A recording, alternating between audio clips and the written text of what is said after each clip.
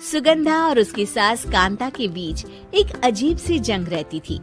ये जंग थी किचन में कौन ज्यादा अच्छा काम करेगा और घर के सदस्यों के दिल जीतेगा। और उनकी इस जंग में हमेशा कुर्बान होते थे उनके दोनों पति। कैसे?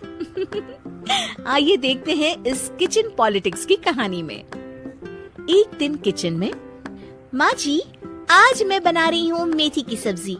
इस खाने से घर वालों के पेट की सारी समस्या खत्म हो जाएगी। और मैं बना रही हूँ तड़के वाली छाछ, जिसे पीते ही गैस की समस्या कभी नहीं होगी। दोनों अपने अपने खाने को लेकर टेबल पर पहुँच जाती हैं। तभी सुगंधा के ससुर उसकी बनाई सब्जी की तारीफ कर देते हैं। अरे वाह, मेथी की सब्जी भी बनी है, बड़ी ही स्वादिष्ट है। वाह बहू वाह। अरे बहू, लेकिन इसमें इतनी सारी मेथी बर्बाद करने की क्या जरूरत थी? देखिए माँ जी, ये तो वो मेथी है जो आप रात में भिगोकर सुबह उसका पानी पीती हैं, और जो मेथी फेंक देती हैं, उसी से मैंने ये सब्जी बनाई है।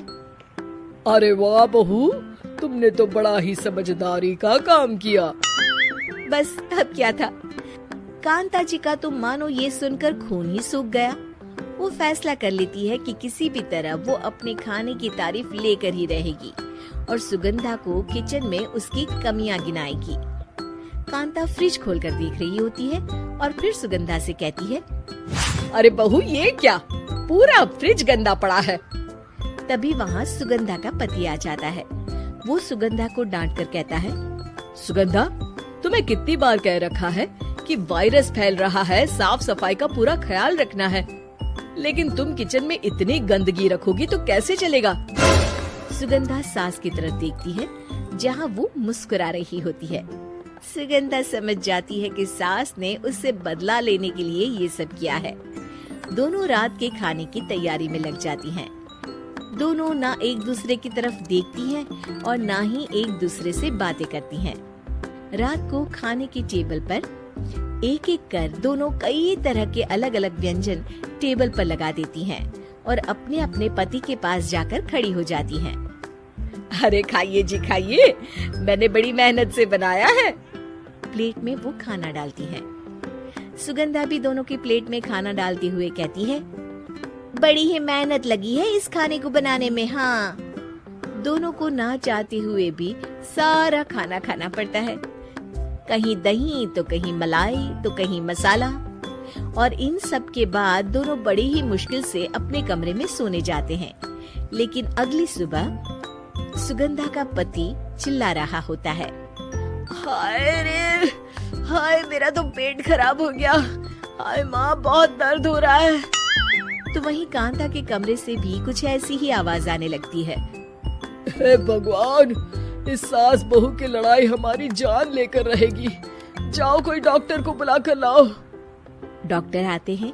दोनों को देखकर कांता और सुगंधा से कहते हैं, देखिए, आप दोनों इन्हें खाने में हल्का ही दीजिएगा। हो सके तो रात का खाना जल्दी खाया करे और वॉक किया करे। इतना कहकर डॉक्टर वहाँ से चले जाते हैं। जिसके बाद एक बार फिर से दोनों बहुएं किचन में जाती हैं और खाना बनाने में लग जाती हैं। रात में खाने के टेबल पर दोनों एक बार फिर से खाना लगाने लगती है। पापा जी, मैंने ये पतली मूंग की दाल की खिचड़ी के साथ ये पापड़ और पुदीने की चटनी भी बनाई है। अरे बहू, अभी अभी बेचारे पेट की बीमारी से गुजरे हैं। इतना भारी खाना तो डॉक्टर ने भी मना किया है ना। देखिए, मैंने आप दोनों के लिए सूप बनाया है। और दोनों उन लोगों की प्लेट में खाना डालने लगती हैं। तभी दोनों एक साथ बोल पड़ते हैं, बस करो, हमें माफ करो। हमें नहीं खाना इस घर में, ना खिचड़ी और ना ही सूप। हम इंसान हैं, एक वक्त में एक ही खाना खा सकते हैं। बस करो, हमें माफ करो। हमें नहीं खाना इस घर में, ना खिचड़ी और ना ही सूप। हम इंसान हैं, एक वक्त में एक ही खाना खा सकते हैं।